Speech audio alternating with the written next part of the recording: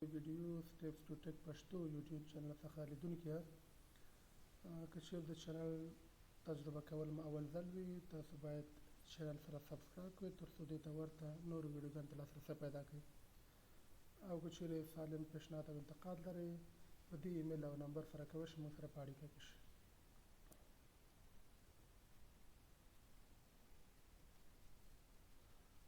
اوس راځو موضوع په اړه بحث کوو. هغه موضوع ټکنالوژي او د هغې اقسام چې مختلفو صنعتونو کې استعمالیږي. نظر استعمال ته هغه موږ په مهمو کټګوریانو ویشلي چې هغې کې به په 20 ټکنالوژیانو باندې موږ بحث کوو. دا په پوره جزئیات سره بحث کوو. د نن ورځې اجنډا د دې ویډیو لپاره موږ به د ټکنالوژۍ په تعریفونو باندې بحث کوو. د دې ترڅنګ د ټکنالوژۍ په اقسامو باندې چې هغه په 6 کټګوریو باندې موږ ویشلي، چې کمیونیکیشن د ارتباطاتو برخه ده، الکتریکل د برق برخه ده، او بلې انرژي د انرژۍ برخه ده، میکانیکل میخانیک برخه موږ په نظر کې نیولې، او میډیکل په همدې شکل د طب برخه، یعنې په طب برخه کې ټکنالوژي نه کوم استفاده کېږي هغه موږ په نظر کې نیولې. بله برخه د ترانسپورټ برخه ده چې ترانسپورټ کې هم ټکنالوژي څخه لازمه او ډېره استفاده کېږي، هغه موږ هم تر بحث لاندې نیولې، په هغې باندې بحث کوو. او بیا په آخر کې موږ د ټول ویډیو د موضوعاتو خلاصه وړاندې کوو او یو کویز لرو. نو امید دی ویډیو تر آخره وګورئ. راځو اولې برخې ته. د هغه د ټکنالوژۍ تعریف دی. ټکنالوژۍ تعریف دا ډول دی: The application of scientific knowledge for practical purposes, especially in industry. وایي د ساینس علم استعمال د روزمره ژوند لپاره د عملي اهدافو لپاره چې موږ روزمره ژوند کې ترسره کوو، په خاص ډول په صنعت کې. یعنې زموږ ژوند چې په صنعت کې ترسره کېږي او په صنعت کې استفاده کوو، او د ساینس د علم په برکت سره کوم څه چې موږ رامنځته کوو هغې ته موږ ویلی شو ټکنالوژي. یا بل تعریف دا دی: machinery and equipment developed from the application of science knowledge. بل تعریف دا دی: هغه ماشینري او اکویپمنټ وسایل چې موږ ګورو چې دا د ساینس د علم په برکت رامنځته شوي وي، هغې ته موږ ویلی شو ټکنالوژي. یعنې دلته خبره د ماشینونو او اکویپمنټ یادونه وشوه. یعنې ټول هغه اکویپمنټ موږ چې ګورو، که هغه ماشینري وي، که په جګه سوې ماشینري وي، او که عادي ماشینري وي، دې ټول ته موږ ټکنالوژي ویلی شو. خو دا د ساینس علم په برکت رامنځته شوي. دا تعریف موږ د اکسفورډ ډکشنرۍ په اساس دلته راوړی. دا تعریف د اکسفورډ ډکشنرۍ څخه دی. بله برخه د ټکنالوژۍ بل تعریف هغه په داسې ډول دی: ټکنالوژي is the product of transferring scientific knowledge to practical use. معنا انتقال د ساینس علم عملي ژوند ته، چې ساینس خپله علم دی، انټنجبل تھنګ ورته ویل کېږي، موږ ویلی شو. او دا چې کله ټنجبل تھنګ ته اوړي، معنا کوم فارمول کوم آیډیا چې موږ عملي کوو په خپل ژوند کې، هغې ته موږ ویلی شو ټکنالوژي. دا یې بل تعریف دی. دا نو www.britannica.com د ویبسایټ څخه موږ دا تعریف راغستی. د پوره جزئیات لپاره کولی شئ هغه وګورئ. بل تعریف د ټکنالوژۍ داسې ده: The application of scientific knowledge to real world aims of human life. معنا د ساینس د علم استفاده په عملي ژوند کې د انسانانو، چې په دې سره تغییر راځي، د هغوی د ژوند په چارو کې تغییر راځي، که هغه مثبت تغییر وي که منفي، اصلا دا د مثبت تغییر لپاره جوړ شوي وي، دې ته موږ ټکنالوژي ویلی شو. دا هم د انډیډ ویبسایټ څخه موږ دا تعریف راغستی. اوس راځو ټکنالوژۍ یو بل مفهوم ته. یعنې ټکنالوژي د نن ورځې کوم دا ټکنالوژي ته یا دا ټکنالوژي خپله دا کلمه چې ده، دا په یو بل مفهوم هم کارولی شو موږ، چې دې کې ټنجبل ټولز او انټنجبل ټولز هم راځي. یعنې موږ خلاصه داسې ویلی شو: The word technology can also mean the product resulting from efforts including both tangible tools such as utensils or machines and intangible ones such as software. معنا د انسانانو هغه ټوله هڅه چې هغوی د خپل هڅې په نتیجه کې یو څه رامنځته کوي، او د هغې د ژوند د ښه والي یا د ژوند کې سهولت باعث ګرځي، او د ساینس علم په استفادې سره وي، هغه ټینجبل وي چې ظاهري شتون ولري او لمس کېدای شي او فزیکي جوړښت ولري او یا هم فزیکي جوړښت نه لري. فزیکي جوړښت کې لکه موږ ماشین وایو چې دلته واضح معلومیږي چې دلته تاسو سبق ښکاره کړو، دوه تصویره دلته شته ده. دا برخه یې ماشین ده چې دا ټینجبل تینګ کې راځي یا ټولز کې راځي، او دا یې سافټویر ده چې دا د هارډویر د رن کولو او منیج کولو لپاره موږ استفاده کوو. دا هم د ساینس د علم په برکت سره رامنځته کېږي او که ټینجبل د انټینجبل دا دواړې باعث دې ګرځي چې د انسانانو ژوند کې راحت راولي او سهولتونه ایجاد کړي، کارونه ورته اسانه کړي. نو دې دواړو ته موږ ټکنالوژي ویلی شو. یعنې ټکنالوژي نه یوازې په هارډویر برخه کې بلکې سافټویر برخه کې چې کوم څه رامنځته کړي هغې ته موږ هم ټکنالوژي ویلی شو. دا نو د ویکیپیډیا تعریف په اساس باندې. بل راځو پوښتنه دا ده چې ولې دومره ډېرې ټکنالوژیان رامنځته کېږي، علت یې څه شی ده؟ تاسو د تصویر کې به تاسو ګورئ که کمپیوټر دی، باندې ګیتار دی، موټر دی، موبایل دی، ریل یا ټرین ده، تیاره ده، ساختمانونه دي او ټلویزیونونه دا نور چې دي، دا هغه څه چې د ټکنالوژۍ په برکت رامنځته شوي مختلف ټکنالوژیانې دي. علت یې دا دی چې انسانانو ته ضرورت لري، څومره چې ژوند پرمختګ کوي هماغه ضرورتونه زیاتېږي. نو دې لپاره ساینسدانان د دې په هڅه کې دي چې کوم هغه طرحې نظریات په ذهن کې لري د هغې په استفادې د ژوند چارو د اسانتیا لپاره یو څه رامنځته کړي. نو دلته هم ویل شوي different forms of technology are the resulting of people trying to find more efficient ways to do things and testing new ideas.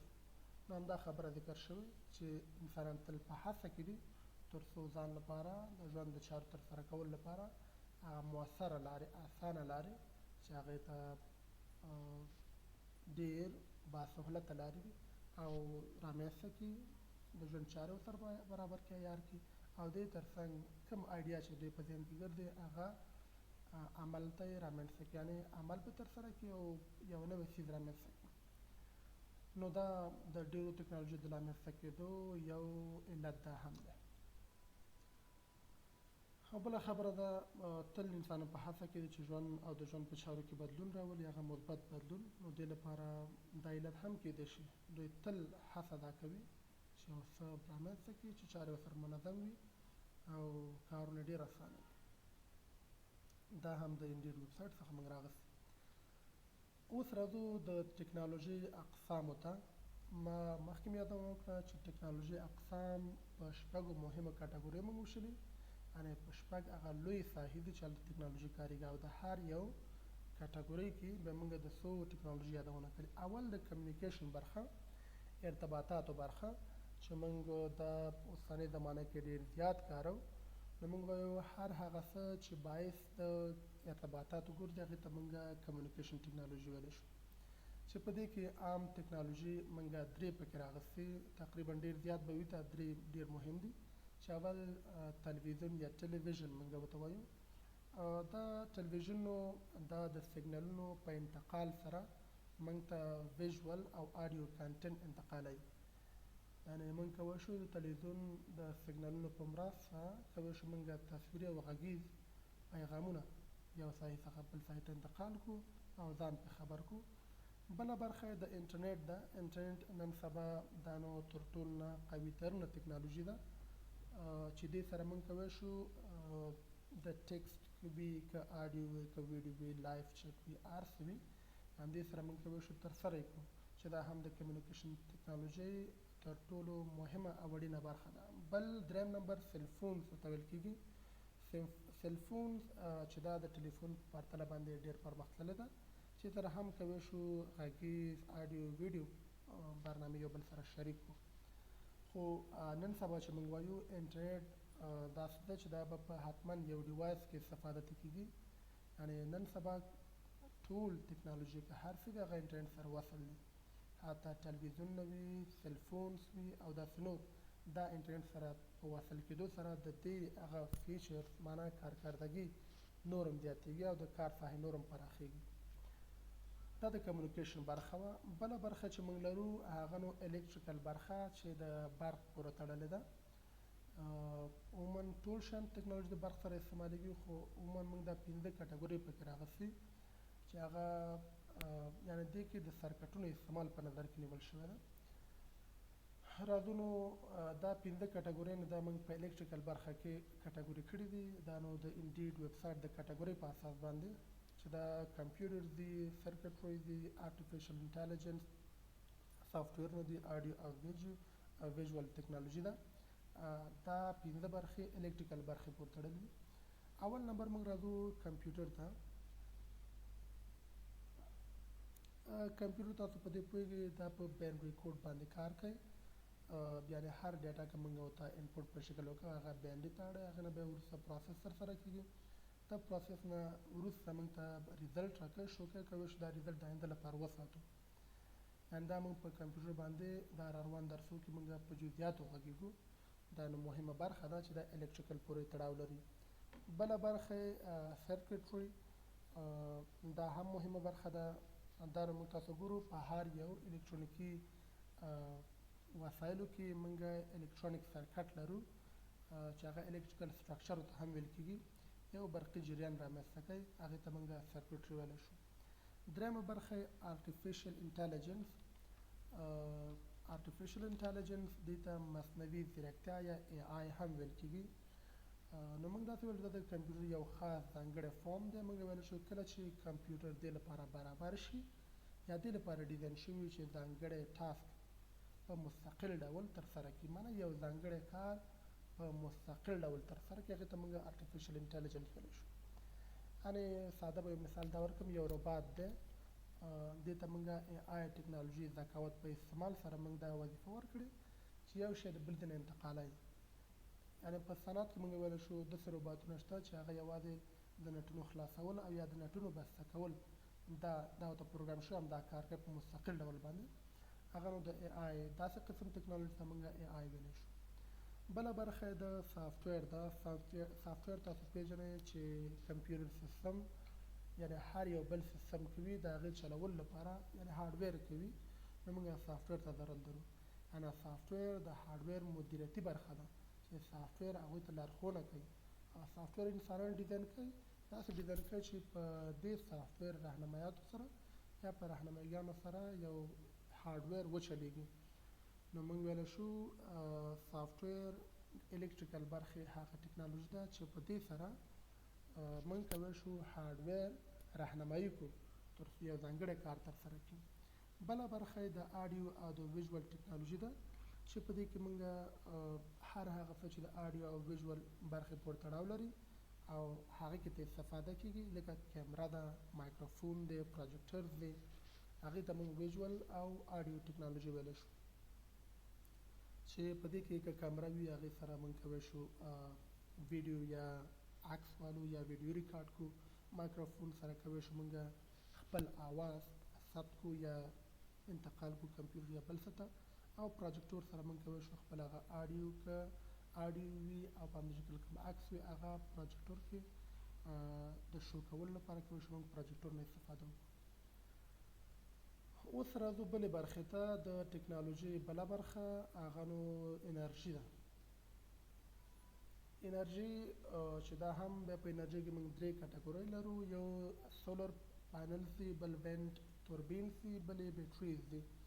سولر پینل نه مطلب د سولري کم دستګاهګانې موږ لرو چې د انرژۍ تولید لپاره استفاده کوو، چې هغه به مجموعه د سولري تختو په همدې شکل موږ بیټریان لرو چې سولري تختو څخه موږ کولی شو ډایرکټ ډول استفاده وکړو، او که چیرې ذخیره کول یې زموږ هدف وي کولی شو په بیټریانو کې ذخیره کړو. په همدې شکل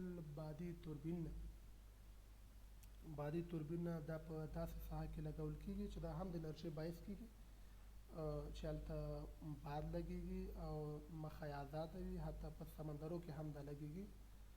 او دا یادونه دې وي چې دا نوي کېدونکې انرژي ویل کېږي، که هغه سولر وي او که بادي توربین نه وي، دواړه کولی شي مستقیم ډول برق تولید کړي او هغې نه استفاده وشي. او که چیرې ذخیره کول غواړي بله ټیکنالوژي موږ لرو د بیټریز یا د بیټریانو په نامه چې موږ کولی شو د آینده استعمال لپاره د سولر او د بادي توربینونو کوم انرژي چې لاسته راځي هغه په بیټریو کې ذخیره شي او آینده وخت لپاره موږ ترې استفاده وکړو. بله برخه یې میکانیکل برخه ده، یعنې تخنیک برخه، میکانیک برخه ده چې دې کې موږ هم ټیکنالوژي ټکنالوژي په مټ دا ټول کارونه ترسره کیږي. تقریبا زیات فیصده که ووایو 80-90% ټکنالوژي کارېږي. نو دا به موږ په دوه کټګوریو باندې وشلي. یو یې مینوفیکچرینګ برخه ده، تولیدي برخه ده، په صنعت برخه چې اوس نوې رامنځته کیږي، او بل یې هیوي انجینرینګ برخه ده، د انجینري هغه ثقیل کارونه چې په پروفیشنل طریقه موږ کول غواړو. نو په دې دواړو برخو کې موږ ټکنالوژي کاروو.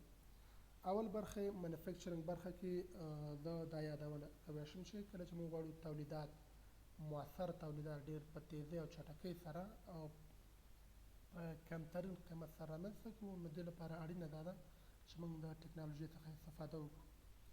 او بل دا مینوفیکچرینګ کوم ټکنالوژي ده دې څخه په استفادې په خپل صنعت کې موږ کولی شو د تولید په کوالټۍ کې پرمختګ رامنځته کړو. یعنې تاسو فکر وکړئ د موټرو صنعت دی، که چېرې دا انسانان په فزیکي ډول خپله د هغې ترمیم چارې ترسره کوي یا د هغې ډیزاین طرحه کوي، حتما دې کې لږ مشکلات راځي.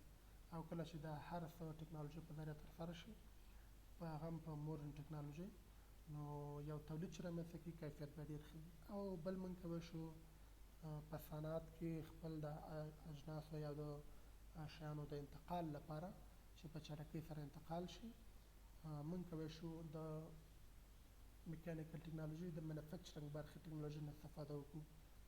او بله خبره یادونه مهمه ده، هغه کارونه چې کارمندان یې نشي کولی، موږ کولی شو ټکنالوژي په استفادې سره هغه کار په ټکنالوژي ترسره کړو، چې دا د امپلایي سیفټي یا د کارمندانو د مراقبت او د هغې ساتلو لپاره مهمه برخه کېدای شي. دویم برخه موږ لرو هغه هیوي انجینرینګ، دا معنا د مسلکي کارونو ترسره کول، هغه هم په ثقیله انرژیکي حالاتو کې، یعنې هغه ځایونه چې مثال هلته کار ته ضرورت وي، ډېر مسلکي کار او ډېر احتیاط ته ضرورت وي، نو ډېر درانده کارونه وي، لکه مثال ډول یې د پلونو جوړول، نو دا په عادي انسانانو په فزیکي شتون سره ترسره کېدل ډېر سخته دی. یا د غټو کندو رامنځته کول د پایو لپاره چې تقریبا ډېر زیات وي، په سوونه متره ژور کندې وي، او یا په همدې شکل د ټونلونو رامنځته کول او یا د معدنونو استخراج، دا انسانان کولی شي خو ډېر وخت به ونیسي او ډېر به مؤثره نه وي، او ښه دا ده چې ټکنالوژي څخه پکې استفاده وشي. یا موږ وایو د ساختمانونو ایجاد او یا ایروسپیس انجینرینګ فضا برخې لپاره چې موږ کوم ټکنالوژي کاروو د کشفیاتو لپاره، هغه هم د انسانانو فزیکي ډول امکان نه لري د هغه ترسره کړي، نو دې لپاره د ټکنالوژۍ څخه په استفادې هیوي انجینرینګ برخه کې هم په زیاته پیمانه سره ټکنالوژي څخه استفاده کېږي، چې دا باعث د کارونو په صحیح او مؤثر ډول ترسره کېدو کې کمک کوي.